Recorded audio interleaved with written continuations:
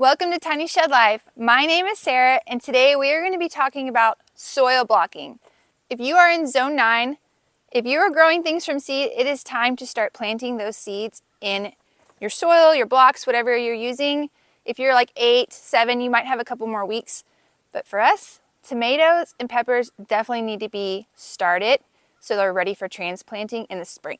All right, it's a little hard to believe that this week we were literally at like 16 degrees and covered in snow. That was our first snow since 2021, so we do not get it a lot. It's 72 today and definitely have some gardening on our mind. My husband is in our beds, cleaning them up, putting mulch down, pulling weeds. Oop, see, I got a little bee out right now. Everything's coming alive after that cold. So while he's busy getting the beds ready, I am actually going to be starting our pepper seeds and our tomato seeds this week. If you've watched some of my other videos, we have used these little pellets in the past. The reason I use them is honestly I ordered like 2,000 at one point and we finally have made our way through all of them. I'm ditching it for some soil blocking. I have never done it, so we're going to start with a very small batch and just kind of, I don't want to make too much and then not use it or maybe not like exactly what I made. I've been following 2 different gardeners, the Seasonal Homestead and then Blossom and Branch. They do different ways of soil blocking, so I'm going to try a little bit of each and just kind of see what works best for me. The Seasonal Homestead's recipe is what I'm starting with first.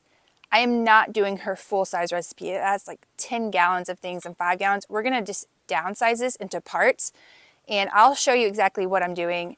For now, the compost I'm using is a mushroom compost. We had it dropped off last year.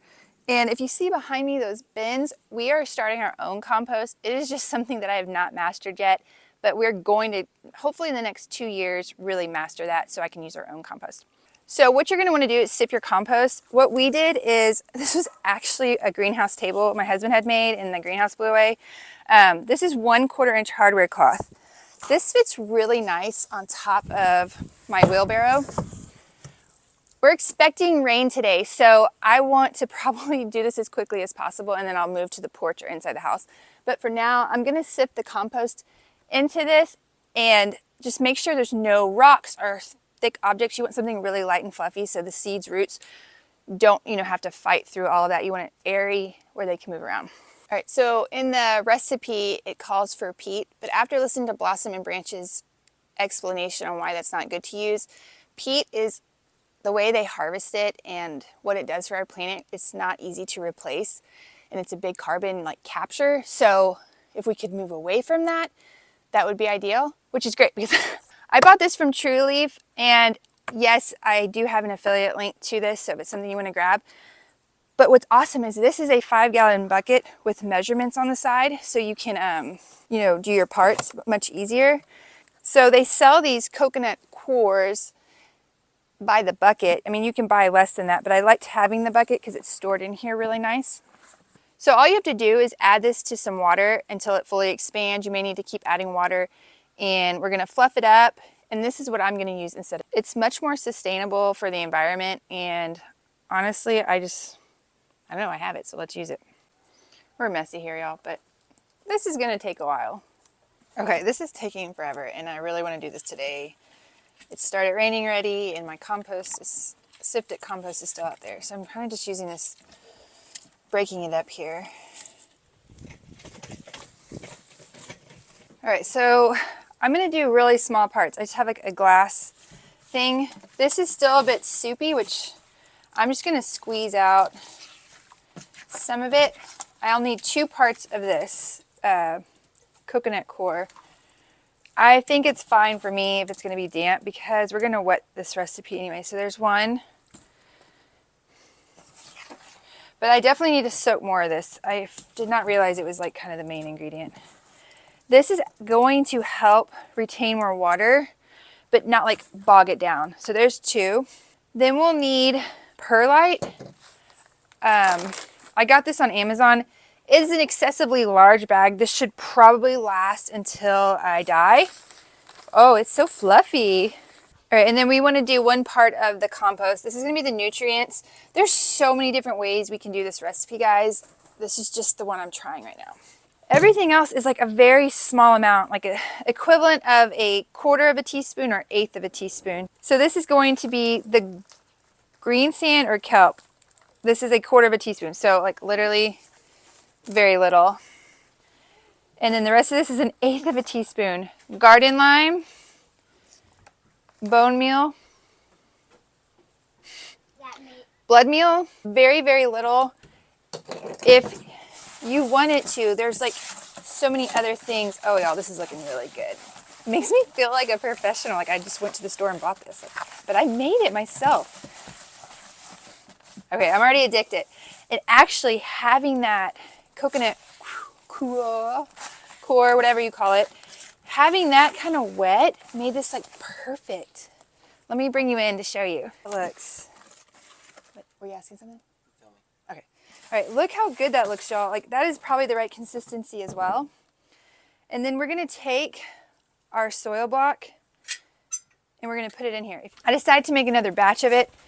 So we did some more of that coconut core. And then if you need to, I'm gonna bring you in here, hold on. If they're not staying in, you can flip it over and pack it in and then just level it out. Okay, and then we're gonna bring it over here and just set them right next to the other ones. Squeeze, ta-da! All right, let's do another one.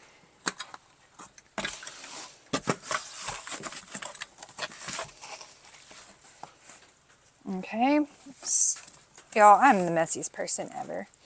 All right, let's do another one. I did, in between while that was soaking, I went and ordered some of those dibblers. Looking good, huh? I am liking it a bit more wet because when I poke the holes in it, it's not spreading as much. So, see how it's kind of breaking apart a little bit? If it was a little bit more wet, it'd be more forgiving. All right, so we fit perfectly 44 soil blocks in here. The secret here, or not secret, but the goal here is to only put 1 seed per soil block. That's gonna save you time, all of that. I have a really hard time doing that because I feel like I want each block to be used. I also went ahead and pulled out my heat mats. I got them on Amazon. I don't know, I've had them for a couple years and they've worked great. I know the tomatoes like it to be a little bit warmer, and so do the pepper plants. If you want to check out Bucktown Seeds, I was able to get into their affiliate program, so it definitely helps us out when you buy your seeds through my link. There's also a 10% off code when you click on that link. So if that's something you're looking to do, that saves you some money and it helps us out too.